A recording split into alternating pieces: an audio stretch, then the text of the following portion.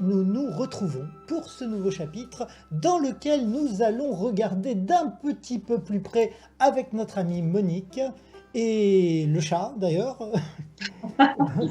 Nous allons regarder d'un petit peu plus près cette crypto-monnaie Pi. Et notre première question, toute simple finalement. Fonctionnement de Pi, comment fonctionne Pi? Par quel mécanisme? Je ne suis pas très au fait sur ce sujet, mais il semblerait que ce soit très simple. Pour le moment, il suffit chaque jour d'en redemander. Alors, de ce que moi j'ai vécu avec Pi, c'est on procède à un minage, on crée un compte avec son nom, son prénom, et on mine en appuyant sur un bouton toutes les 24 heures. Et mon regard s'arrête là pour l'instant. Et en contrepartie, bien sûr, c'est le plus important, en contrepartie, j'acquiers des Pi, qui plus tard aura une valeur fiduciaire. C'est-à-dire que je pourrais les changer contre des euros dans les années à venir. Et à l'heure actuelle, je la crée. Donc voilà, une petite explication. Qu'est-ce que tu en penses, Monique? Tu reconnais? Oui, c'est ça, c'est tout à fait ça. Et c'est nettement moins lourd que le Bitcoin, puisque c'est tout simple. Ils ont eu l'intelligence de faire ça sur comme on disait tout à l'heure, une application. Donc, on s'inscrit. Alors, j'en profite pour dire aux personnes qui vont télécharger l'application Pi de bien s'inscrire avec leur nom et leur prénom. Ne vous amusez pas à mettre un pseudo, parce qu'après, on va nous demander, parce que là, on est en train de construire Pi. Tous les jours, on va miner. Tous les jours, on va appuyer sur cette application et on va créer des Pi. Si on n'a pas notre vraie identité, plus tard, on risque de ne pas récupérer ces Pi et ce qui va se transformer en argent plus tard.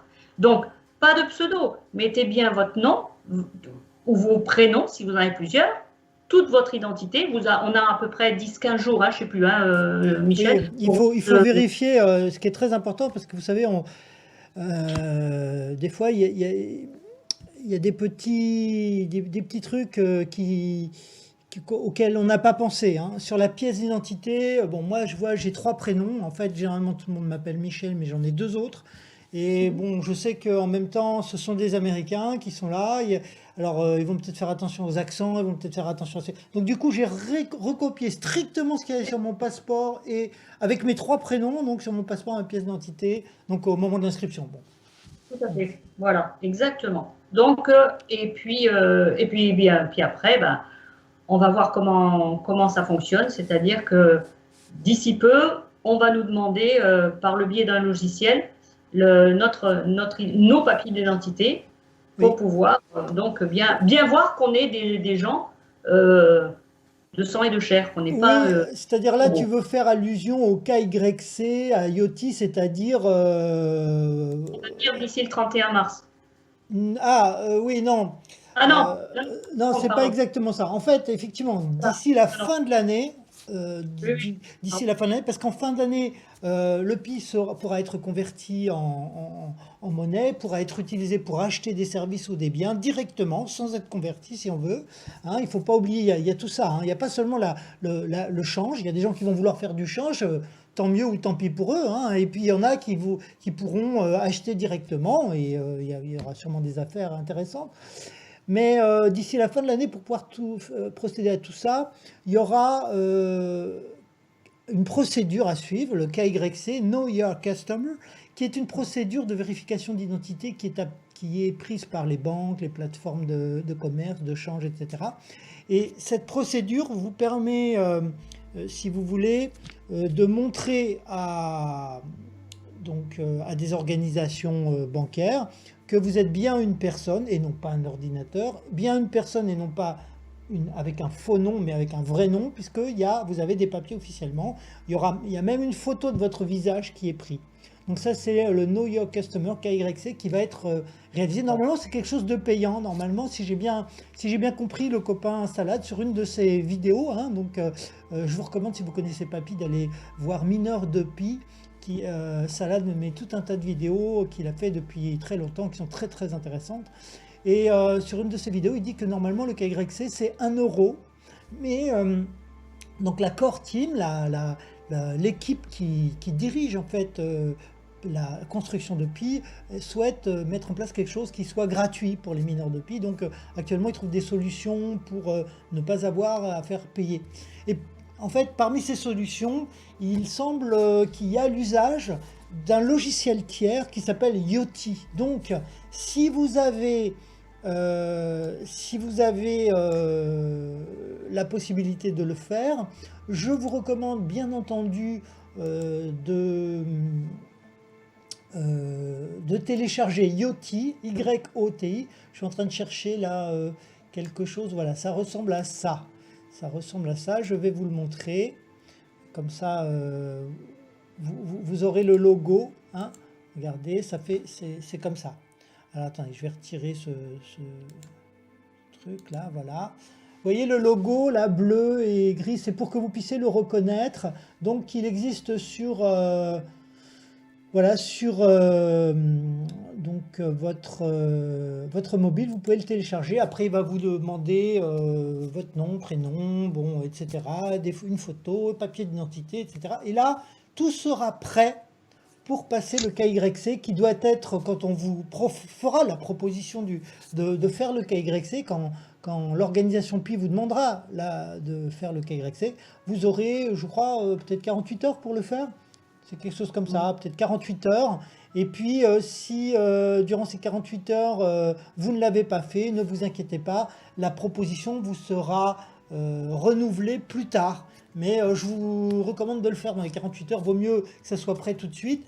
Comme ça, après, vous pouvez avoir votre portefeuille de crypto-monnaie et puis vous êtes prêt tout de suite pour l'étape finale. Voilà pour cette question. Ouais. Ah ouais. Toi, tu l'as fait, toi, le Yoti? Non? Pas encore, je l'ai téléchargé et il faut que je le fasse. D'accord, très bien. Très bien. Alors une autre question vous avez entendu le vocabulaire tout à l'heure et il y a une question qui se pose sur mais de quoi il parle? Qu'est-ce que c'est que cette blockchain? Qu'est-ce que c'est que cette blockchain? Alors on va peut-être écouter, je ne sais pas si les copains ont quelque chose à dire là-dessus. Qu'est-ce que cette blockchain? Oui, blockchain. Alors ce que j'ai pu en voir, et c'est pour ça que c'est pas à la portée de tout le monde, ce que j'ai pu en voir sur Internet, sur des vidéos qui nous expliquaient simplement, la blockchain, c'est un système de cryptage qui est actuellement incassable. C'est l'un des systèmes les plus sécures qu'on peut trouver au monde. Encore plus sécure que même le système bancaire actuel qu'on peut connaître de tous les jours. Alors effectivement, comme le dit Alain, il y a la blockchain, c'est quelque part c'est une technologie. C'est une technologie qui est même révolutionnaire. C'est une technologie révolutionnaire parce que c'est elle qui a permis d'introduire ces crypto-monnaies. C'est une technologie qui date à peu près 2010, qui a été créée par un anonyme génial qui s'est fait appeler Satoshi Nakamoto. Et on ne sait toujours pas qui c'est, nous sommes en 2021, on ne sait toujours pas qui c'est. Et c'est lui qui est à l'origine de toutes les blockchains et la principale, celle du Bitcoin. Alors cette blockchain, qu'est-ce qu'elle a de particulier? Il a commencé à en dire 2 mots, merci Alain. Effectivement, c'est un système qui est très difficile à casser et je ne sais pas si c'est même possible aujourd'hui de casser tellement il est sécurisé. Pour diverses raisons, c'est pratiquement impossible de le casser à cause de son système, à cause de la répartition des ordinateurs qui travaillent, de nombreux ordinateurs qui travaillent sur la blockchain. Vous avez 10 000 serveurs actuellement et d'ailleurs sur Pi, vous avez déjà 10 000 nodes, hein, c'est donc des serveurs qui vont s'occuper des blockchains. Et si vous en avez un qui est déraillé parce qu'il a été attaqué, etc., les 9 999 autres et ils vont s'attaquer à lui, ils vont lui expliquer ce que c'est que la vie et lui imposer la prochaine blockchain. C'est pour ça que c'est pratiquement incassable. Si vous voulez casser une blockchain, il faut vous attaquer aux plus de 5000 serveurs en même temps. C'est un peu compliqué. Alors, j'espère que je ne dis pas trop d'âneries et je m'en excuse. Mais en gros, c'est ce que j'ai compris. Ce n'est pas la seule capacité qu'elle a, la blockchain. Elle a une capacité incroyable qui est celle, effectivement, de pouvoir non seulement sécuriser, mais aussi mémoriser l'ensemble des transactions qui se déroulent en temps réel, pratiquement. Sur le Bitcoin, c'est à peu près toutes les 5 minutes, vous avez un nouveau bloc qui s'ajoute à la chaîne. Et ce bloc, donc, va retranscrire toutes les transactions. Il a donc une capacité de mémorisation. Mais il y a encore une autre propriété de cette blockchain, c'est qu'elle est incroyablement transparente. C'est-à-dire que tout le monde peut voir sur le nœud ce qui se passe. En visitant un nœud, on peut voir les transactions. Donc, la blockchain est sécurisée, elle mémorise, elle est transparente. Et je crois qu'il doit y avoir une quatrième propriété, c'est que, bon, effectivement, elle est répartie un petit peu partout. Et donc, elle est partagée par tous les utilisateurs. Pardon ? Elle est partagée par tous les utilisateurs. Voilà. Alors, une autre question, évidemment, on est toujours sur le fonctionnement de Pi. Et on se demande, alors voilà, comment ça marche Pi, comment c'est distribué, Pi, qu'est-ce que c'est que le minage, quelles conditions faut-il avoir par rapport à Pi. Alors, t'en penses comme Monique, dis vite fait, tu veux nous résumer ça vite fait? Vite fait, ça fonctionne très facilement, comme on a dit tout à l'heure, avec une appli. Il faut prouver qu'on est là et que tous les jours, on va miner, c'est-à-dire qu'on appuie sur notre application, clac, c'est reparti, toutes les 24 heures, on prouve qu'on est là et qu'on mine. Et c'est comme ça que le Pi est distribué. Alors, c'est très important d'appuyer sur le bouton toutes les 24 heures. Ils auraient pu faire en sorte que vous appuyez sur le bouton et vous n'avez plus besoin de réappuyer pendant 1 an. Mais ce n'est pas ce qui est recherché. Pourquoi? Parce qu'on a besoin de montrer qu'il y a des gens actifs sur le réseau.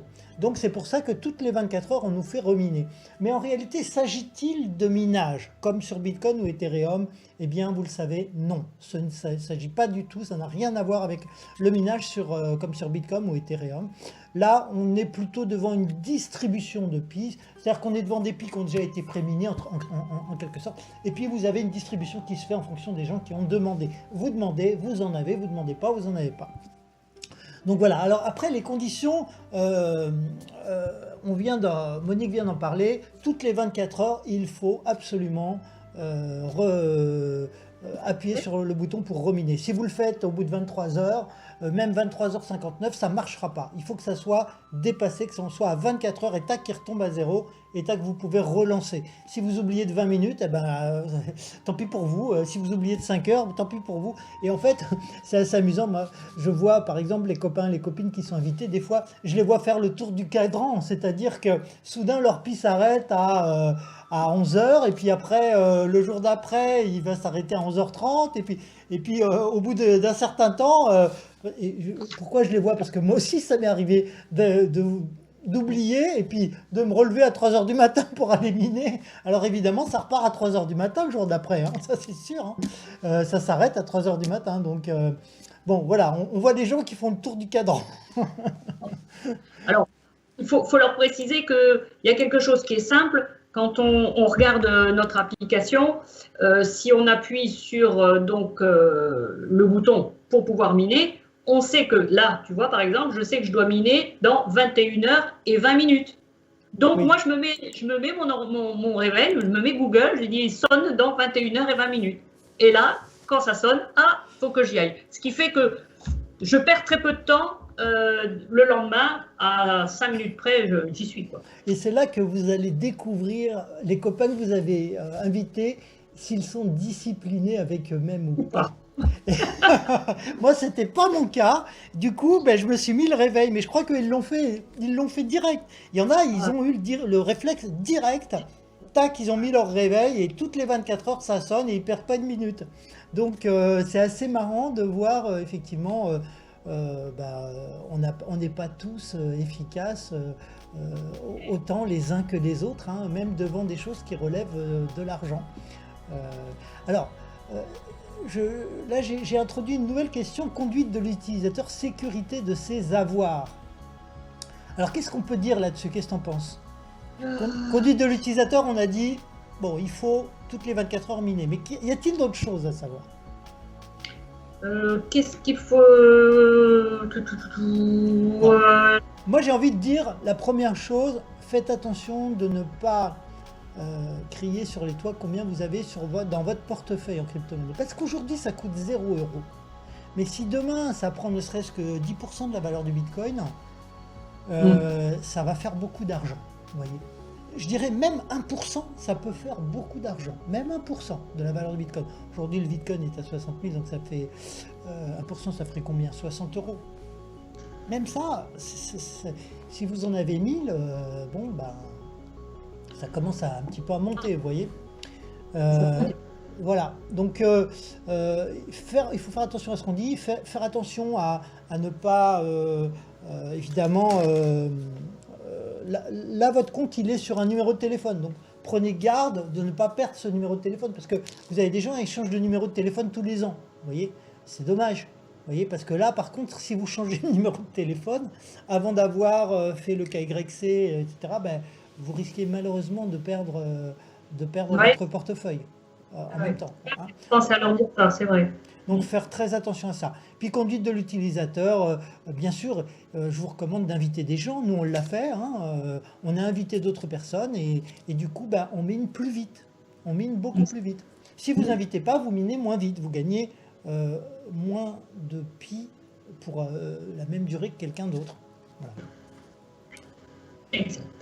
Alors, on a vu que Pi allait être une crypto-monnaie et certaines personnes, beaucoup de personnes même qui ne savent pas, qui ne connaissent pas vraiment les crypto-monnaies, se demandent en fait comment fait-on pour régler ses factures, comment fait-on pour régler ses courses. Alors, est-ce que tu sais? Comme je ne l'ai pas encore pratiqué, je te dis non, D'accord, directement. d'accord. Donc, bon, c'est pas très difficile en réalité. Quand vous avez des Mais crypto-monnaies, bon, quand vous avez des crypto-monnaies, vous avez deux solutions. Soit vous les avez sur un compte avec une banque. Vous pouvez avoir des crypto-monnaies dans des comptes de banque suisses ou autres. Comment on fait pour les trouver? Sur Internet, ou bien vous demandez à ceux qui ont des crypto-monnaies ou ceux qui ont des comptes, ils vont vous dire c'est très facile.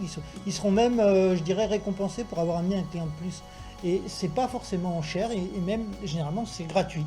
Et quand vous êtes sur ce compte en banque, eh bien vous pouvez échanger vos crypto-monnaies contre ce que vous voulez, y compris des euros si vous voulez. Et à partir de ces euros, ben, vous avez deux solutions. Soit vous envoyez ces euros vers votre compte en banque, et après vous payez avec votre carte ou vous retirez des espèces. Soit vous avez directement une carte bleue de ces comptes en... Et puis, tac, quand vous payez, ben, voilà, ça retire directement les euros. Donc voilà comment on peut payer ses factures et payer ses courses avec une simple carte. Donc moi j'ai oui, effectivement suivi les conseils d'autres mineurs, d'autres j'ai envie de dire plutôt des experts en crypto-monnaie. Et voilà, il faut avoir une banque spéciale. Oui, on vous donnera des noms à un moment donné. d'accord. Vous regarderez sous la vidéo. Je vous indiquerai des noms. Une autre question. On vient de voir comment régler ses factures, mais on a aussi discuté de comment on transforme des pi en euros. Oui, il y a des plateformes qui transforment les pi en euros. Il n'y a pas que des banques, il y a des plateformes. Vous avez par exemple une plateforme qui s'appelle Binance, sur laquelle vous pouvez transformer tout ce que vous voulez en tout ce que vous voulez. Ce sont des spécialistes de tout cela.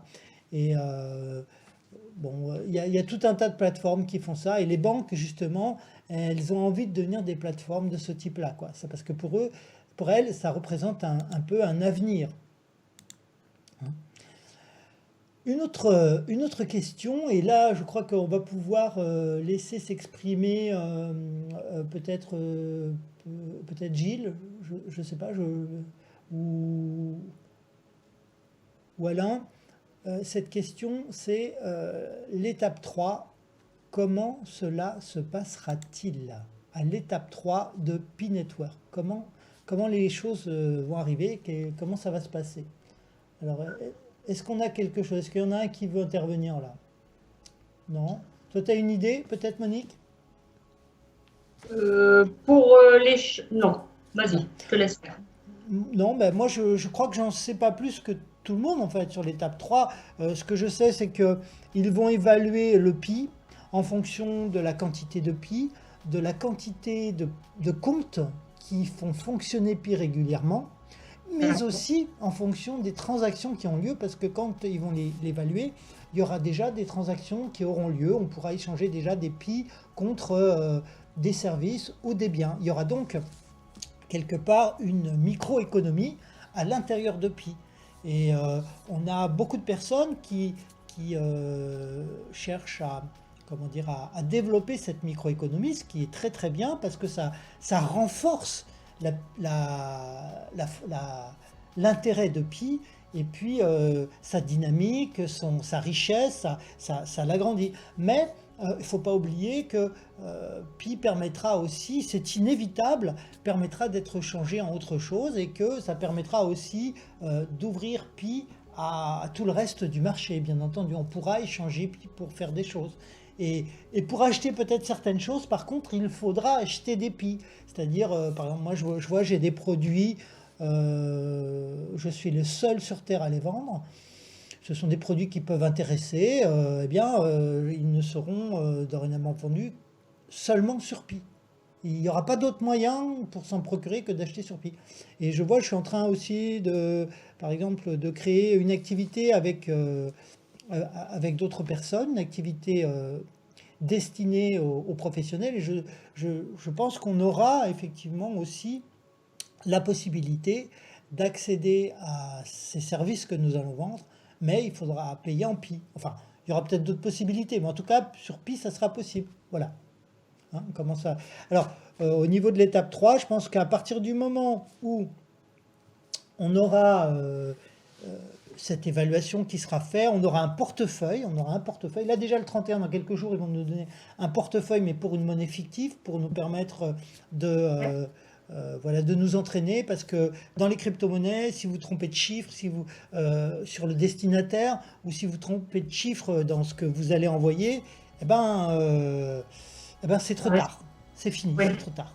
Et si la personne n'a pas envie de vous rendre votre argent parce que vous lui en avez donné trop, de toute façon, c'est trop tard, vous ne pouvez rien faire. Voilà, donc il faut vraiment s'entraîner. C'est pas évident, hein, c'est pas évident. Moi, je vois l'autre jour, une personne a voulu faire un virement. Elle a oublié un 0 à la fin du numéro auquel elle voulait faire ce virement, qui était sur une banque. Alors, c'était pas une crypto-monnaie, c'était des euros. Et heureusement, la banque a accepté de lui rendre l'argent. Ils ont compris qu'il y avait un problème. Mais c'est parce qu'elle l'a réclamé, sinon ils auraient peut-être rien fait. Et donc, ils lui ont rendu l'argent. Pour les crypto-monnaies, niet, c'est pas possible. Donc voilà, faire très attention. On aura à ce moment-là, en fin d'année, un vrai portefeuille de crypto-monnaies qui ressemblera très sensiblement, et ce sera peut-être même le même, à celui que nous avons le 31 entre les mains pour pouvoir nous entraîner. Alors on vient de commencer à parler de la communauté, en fait, à travers les dernières questions, en particulier avec son économie interne. Et effectivement, la prochaine question de ce nouveau chapitre, c'est quel apport de la part de la communauté, quel apport, que peut apporter cette communauté au développement de Pi? Donc, tu as peut-être un avis déjà là-dessus, non?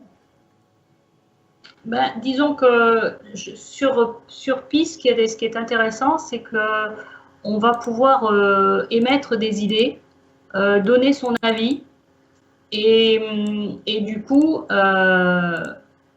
si plusieurs personnes, un certain nombre de personnes ont à peu près les mêmes demandes, ça va être un peu sorti du chapeau et dire, ben oui, effectivement, ça nous intéresse, on peut développer ça dans cette communauté. Donc, c'est assez dynamique.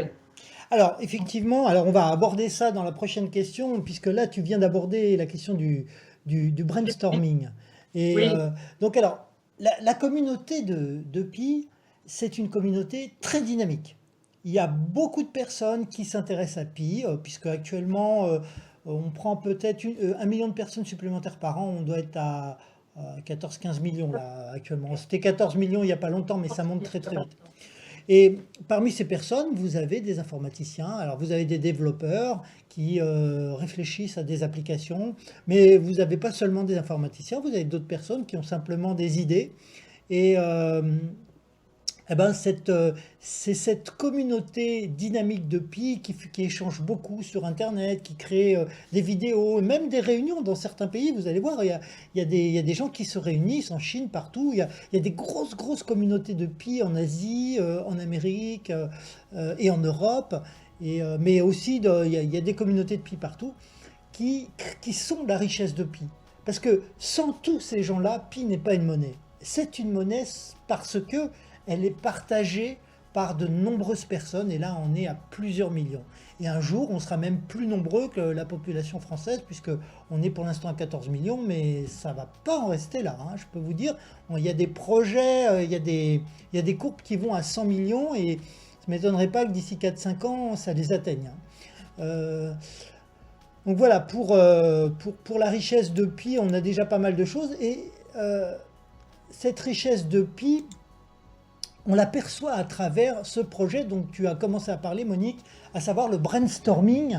Qu'est-ce que le brainstorming? Le brainstorming aux États-Unis, c'est le fait de réunir plein de gens autour d'une question et de laisser tout le monde parler, sachant qu'aucune idée n'est ridicule. Et c'est pour ça qu'on arrive à des fois des choses qui sont totalement inattendues, parce que puisque rien n'est ridicule, vous avez les idées les plus originales qui sont là. Hein, c'est pas comme en France, dès que vous dites bonjour, pratiquement on va vous critiquer. Hein. En fait, tu veux un petit peu voilà, la table ronde, les chevaliers de la table ronde. Voilà. Et là, Ouais. on pose voilà, ces idées. Alors ça, c'est un bon point pour les Américains. Là, sur les réunions, il n'y a pas à dire ils savent faire. Hein. Ils ne restent pas 6 heures à discuter du menu de la cantine, quoi. Vous voyez, en gros. Parce que les réunions à la française, je peux vous dire que moi, je les connais. Et alors là, le brainstorming, voilà, il y a une option dans l'application Pinode qu'on télécharge, et vous avez une option qui s'appelle brainstorming. Vous rentrez là-dedans. Là-dedans, vous pouvez soit consulter les idées des autres et voter, vous êtes pour, vous êtes contre, ou vous passez, vous n'avez pas envie de savoir. Vous pouvez aussi noter vos propres idées qui seront aussi évaluées par d'autres. Ah ouais, c'est pas mal ou c'est pas bien. Moi, j'en ai placé 2, par exemple, et les gens ont voté. Il y a des gens qui ont voté pour, il y a des gens qui ont voté contre. À la fin, s'il y a beaucoup de gens qui s'y intéressent, qui votent pour en particulier, eh bien, ils la construiront. Il y aura des informaticiens qui se mettront au service de cette idée et ils feront la proposition que j'ai faite. Et si c'est pas la mienne, ça sera celle de quelqu'un d'autre. Donc voilà, le brainstorming, c'est quand même un truc super. Et la communauté de Pi, eh ben, voilà, amène un enrichissement de tout cela. Ouais, c'est intéressant parce que tu te dis, bon, on a quelque chose à dire, on nous écoute. Et Voilà. ça, c'est bien. Voilà, il y a des gens, mais attention, ils écoutent, mais ils vont pas se gêner pour dire non, c'est nul, hein, malgré tout. Oui, mais Oh, ils le disent pas comme ça, ils sont plus subtils. Mais ils sont ouverts à la discussion. Tu peux. ouais, puis on peut dire aussi des choses qui sont pas convenables, ça peut arriver. Alors, et dans cette communauté, il y a aussi des Français. Récemment, on a entendu parler de cette communauté qui s'appelle Youpi. Et pour cette question, j'ai pu apprendre grâce justement à Salade que Youpi allait nous donner la possibilité de créer des boutiques. Alors créer des boutiques, ça veut dire que voilà, ben, à travers ces boutiques-là, on pourra vendre des trucs dans la communauté de Pi qui seront payés en Pi. Donc, alors pour l'instant, ça coûte 0 Pi. Donc, évidemment, on ne peut pas vraiment se rendre compte, mais quand ça va être évalué, ça sera intéressant d'être payé en Pi éventuellement, vous voyez. Parce que vous pourrez régler en fonction de ce que vous voulez comme argent, le nombre de Pi que vous souhaitez. Alors, qu'est-ce qu'on entend par référencement? Eh bien, référencement, ça veut dire que on se pose la question de savoir, est-ce qu'il y aura un référencement de toutes les boutiques qui nous permettent de payer en Pi? Est-ce que nos boutiques seront référencées à l'international? Je pense qu'il y a, voilà, à travers cette question, il y a le référencement de toutes les plateformes, par exemple, qui nous permettront d'échanger du Pi contre quelque chose aussi, hein. Et puis, peut-être, il y a un référencement qui nous permettra de connaître leur localisation, hein, leur localisation géographique, la langue dans laquelle ils parlent, je ne sais pas, hein. Enfin, en fait, je suis un petit peu en train de réfléchir à tout ce qui est référencement. C'est tout jeune. On va avancer doucement avec eux. Ouais. Alors voilà pour ce petit chapitre, hein, qui était sur la communauté de Pi. On va terminer avec un dernier chapitre particulièrement plus intéressant, je crois, pour beaucoup qui aiment entendre parler de la valeur de Pi, puisque la question de la valeur de Pi, c'est quelque chose qui tombe tous les 5 minutes sur le chat de l'application. Ça, c'est vrai. Et nous repartons donc dans ce nouveau chapitre. Nous allons aborder les questions de valeur, de prévisionnel. Quelle est la valeur d'un Pi, Monique? Quelle est la valeur d'un Pi, Alain? Alors, Alain nous dit quelque chose. Pour l'instant, elle n'en a pas. D'accord. À l'heure où je parle, le 13 mars 2021, elle n'a pas de valeur actuelle.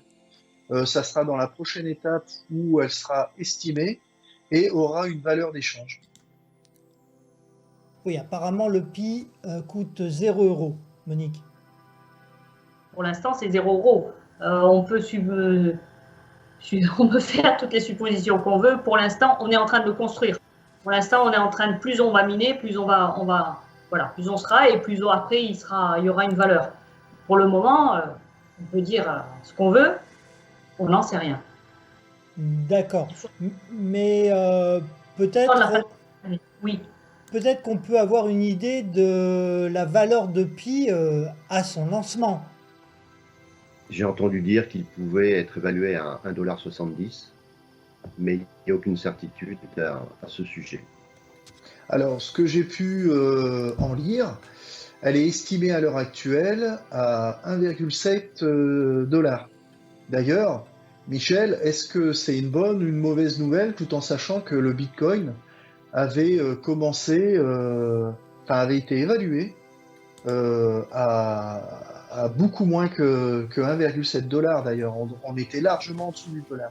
Effectivement, 1,7 $, donc 1,70 $. Qu'est-ce que tu en penses?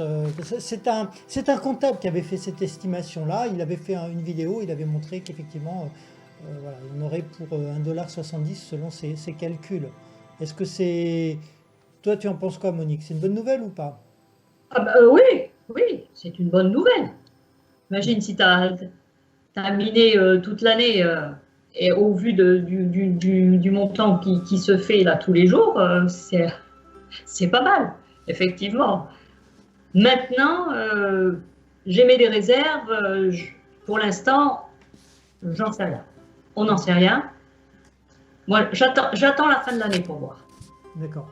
Bon, moi, je t'avoue, je trouve pas que ce soit une bonne nouvelle. Franchement, oui, comme des petits joueurs, 1,70 $, pour moi, c'est pas une bonne nouvelle. 10 $, c'est pas non plus une bonne nouvelle.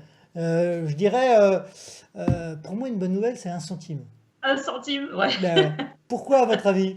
Pourquoi c'est 1 centime, c'est une bonne nouvelle? Ouais, parce que tu auras plus de Pi à acheter. Exactement. Parce que je fais partie des acheteurs, moi. Je fais partie de ceux qui vont accumuler leur portefeuille. Alors que beaucoup de personnes, je l'espère, vont probablement en vendre, puisque c'est tellement magique pour un certain nombre, malheureusement. Ils vont se délaisser de leur Pi pour rien du tout. Et donc, c'est le meilleur moment pour acheter, c'est juste à la sortie. Parce que là, le Pi, mettons qu'il soit à 1,70, comme beaucoup de gens vont en vendre, il risque même de descendre. Donc, on attend un peu qu'il descende et tac! Ah oui, après tout, si j'avais On fait va. ça quand le Bitcoin était sorti, qu'il était à 1 centime, j'aurais fait ne serait-ce que 20 euros de Bitcoin. Oh là là. Je serais Mais bon, milliardaire aujourd'hui, hein. j'attends. Ouais, Je suis il faut quelqu'un de attendre, il patient. faut attendre. Je Surtout, vois venir. ne vendez pas vos prix. C'est une erreur. C'est une grosse erreur. Ok, donc à ce moment-là, on peut se demander, mais est-ce que Pi est un succès? Ou à quel moment il va être un succès? Et pour qui il va être un succès? Il sera un succès à partir du moment où il aura été évalué et reconnu officiellement. Et il sera un succès pour tous ceux qui en auront accumulé, tout simplement. Alors là, moi, je t'avais parlé que c'était le projet, c'est justement j'ai à part appuyer sur un bouton toutes les 24 heures où je n'ai pas eu à investir de l'argent. À partir du moment où cette monnaie apparaîtra et sera évaluée et aura une valeur, je serai 100% gagnant. C'est-à-dire que je n'ai investi aucune valeur fiduciaire dans cette crypto-monnaie. En échange, j'ai dû appuyer sur un bouton toutes les 24 heures, créer du Pi, et plus tard, j'aurai un portefeuille de Pi qu'on aura bien voulu me donner avec ce projet, et je pourrai échanger ces Pi contre un service, contre des achats, ou même des euros, si je le souhaite. À quel moment Pi est un succès? Pour qui on a là? On a quand même deux avis un petit peu différents, mais quand même assez complémentaires. Je trouve Exact. que... Ouais, ouais, ouais. Mhm. Toi, tu en penses quoi, Monique, alors? Ouais, ben, tout à fait. Je vais regrouper ce qu'ils disent. Déjà, il faut qu'elle soit reconnue, il Mhm. faut qu'elle soit évaluée en fin d'année. C'est une opportunité formidable parce qu'on n'a pas à investir quoi que ce soit. Il faudra que je mine tous les jours, comme si j'appuyais sur mon réveil pour aller travailler, j'éteins mon réveil, là je mine, et je n'aurai rien eu à avancer, à acheter, c'est gratuit, et à la fin de l'année, je me retrouve avec un certain nombre de pi qui quelque part m'a été offert par le travail que j'ai accompli. C'est pas du tout négligeable Hmm. pour démarrer. Moi, je trouve que pour démarrer, des Donc, gens qui n'y connaissent rien, c'est très bien. donc pour toi aussi, c'est un succès. De toute façon, c'est Et, un succès. À partir du moment où c'est évalué, c'est un succès, hein. Moi, et donc, je suis assez exactement. d'accord évidemment avec vous tous, avec en plus, je dirais, un œil sur l'objectif même de la monnaie, c'est-à-dire le fait de devenir une monnaie mondiale qui sera partagée par de nombreuses personnes dans tous les pays. Ça aussi, je jette un œil dans cette direction. Est-ce que Pi arrivera à atteindre ce niveau-là? Mais je suis d'accord avec vous, c'est déjà un succès à partir du moment où on arrive à acheter quelque chose avec, alors qu'on a juste appuyé sur un bouton. Ah ouais.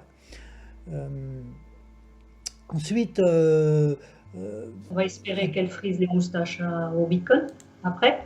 ah bah on va en arriver un petit peu plus loin, mais justement, on va continuer de parler de la valeur de Pi. Euh, Pi, quelle évolution connaîtra Pi à ton avis? Est-ce que Pi, parce que tu sais, il y en a des crypto-monnaies qui ont été inventées qui sont à la poubelle aujourd'hui, il y en a. Mm. Mais il y a aussi des crypto-monnaies qui coûtent de l'argent, bien sûr, qui rapportent de l'argent à ceux qui les détiennent. Toi, tu en penses quoi, l'évolution de Pi?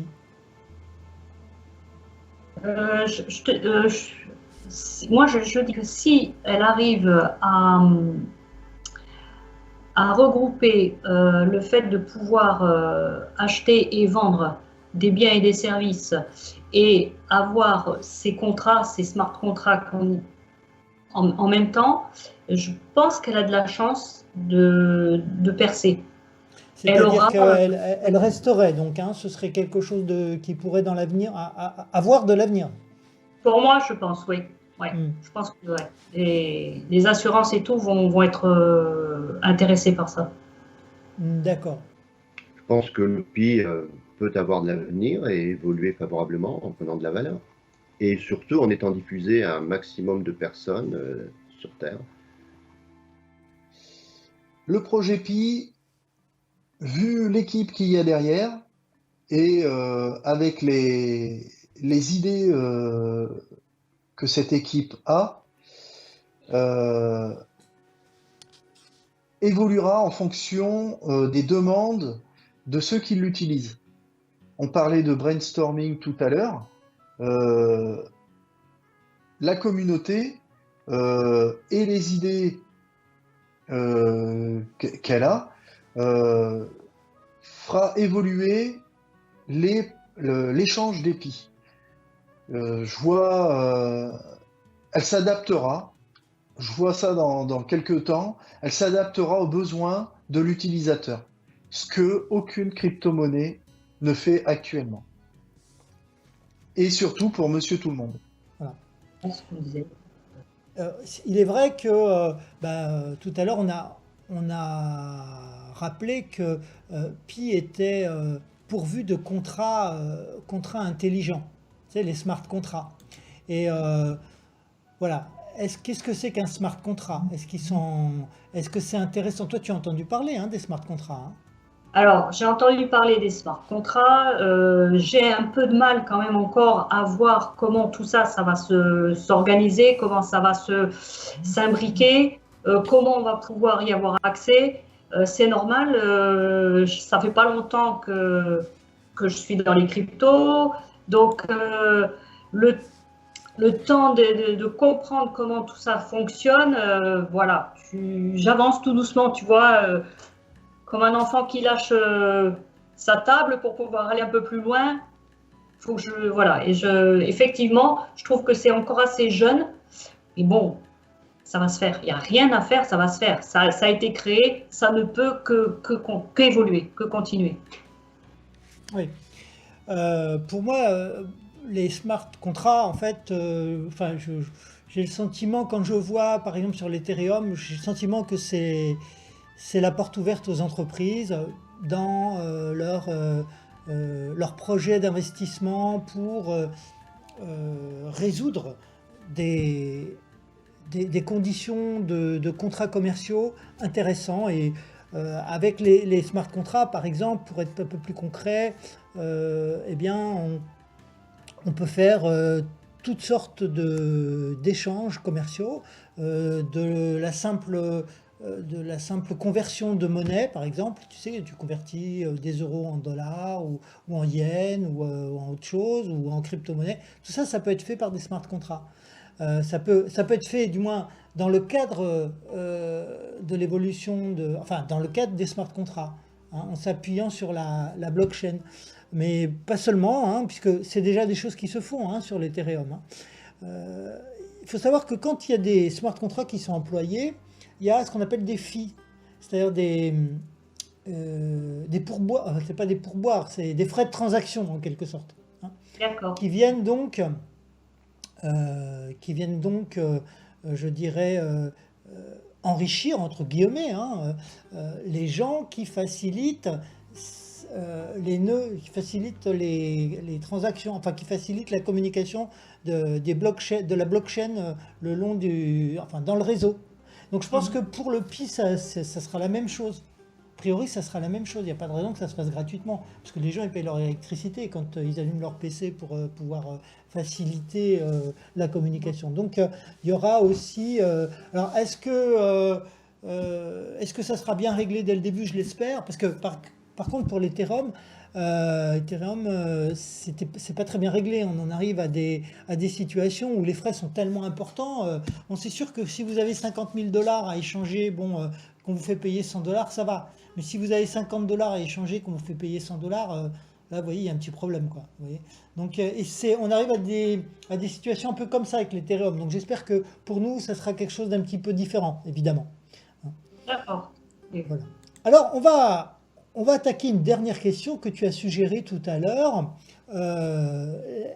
sur une question qui concerne la crypto-monnaie Pi et la valeur du Bitcoin. La crypto-monnaie Pi va-t-elle dépasser le Bitcoin? Tout le monde l'espère chez Pi, évidemment. mais je crois qu'il ne faut pas trop rêver au-delà de ça, parce que là, quand même, le Bitcoin, c'est vrai que c'est une monnaie rare. Il n'y a que 21 millions de tokens. Je pense que pour le Pi, eh bien, ce ne sera pas une monnaie rare, puisque c'est une monnaie qui est destinée à monsieur tout le monde, à avoir sa propre économie et aussi à être répartie sur toute la planète. Donc si ce n'est pas une monnaie rare, eh bien, il y a peu de chances que le Pi arrive à des choses comme 60 000 $, 100 000 $, etc. Après, il est possible effectivement que le Pi prenne une certaine valeur. Je ne sais pas combien de temps il mettra. Est-ce qu'il mettra 10 ans, comme le Bitcoin, à monter à des niveaux très élevés? C'est possible. Pour l'instant, en tout cas, moi je reste assez réservé là-dessus. Je crois plutôt que, voilà, si on arrive à qui est équivalent de l'Ethereum, par exemple, ce sera déjà vraiment super. Bon, l'Ethereum, l'Ether, il doit être aux environs de 1700 $ quand même, hein, actuellement. Hein. Bon, c'est sûr, si on arrive à des situations comme ça, c'est sûr que c'est pas mal déjà. Hein. Mais voilà, l'Ethereum, il est à peu près à ce niveau-là, 1700 environ, mais il va monter à 2000, 2005, 3000 peut-être, hein, parce que à cause des smart contracts, grâce aux smart contracts aussi, hein, il y a ça aussi. Voilà, ma chère Monique, je te remercie infiniment, ainsi que toi, mon cher Alain, mon cher Gilles, et chers téléspectateurs, on va vous redonner, si vous souhaitez vous abonner, je pense que vous devez tous être abonnés, puisque vous êtes arrivés au bout d'une émission quand même un peu spécialisée sur le Pi, un peu longue, mais au cas où, si vous cherchez une marraine, eh bien, vous aurez le plaisir d'avoir pour marraine Monique. Oui. Voilà. Il suffit sur votre mobile que vous tapiez cette adresse web, vous téléchargez l'application et son code de parrainage, c'est « ça me suffit ». Alors, nous avons aussi des copains qui sont intervenus. Par exemple, il y avait notre ami Gilles, Initiex 1000, voilà, qui était parmi nous. Donc si vous voulez être parrainé par Gilles, eh bien Initiex 1000 est son code de parrainage. Et puis donc si vous voulez être parrainé par Alain, c'est tout simple. Il suffit de taper, alors attendez, c'est pas encore bon. Voilà, Foxmulder 3. Voilà ce qu'il faut taper. Code de parrainage, Foxmulder 3. Et vous serez parrainé par Alain. Le mien, je vous le donne, bien sûr, mais voilà, le mien, c'est juste Baram. Code de parrainage, Baram. Je vous dis à très bientôt, chers amis, pour une émission sur Pi, bien entendu, mais un petit peu particulière, comme vous le verrez. Nous sommes en train de nous préparer. Au revoir tout le monde et merci Michel de l'invitation.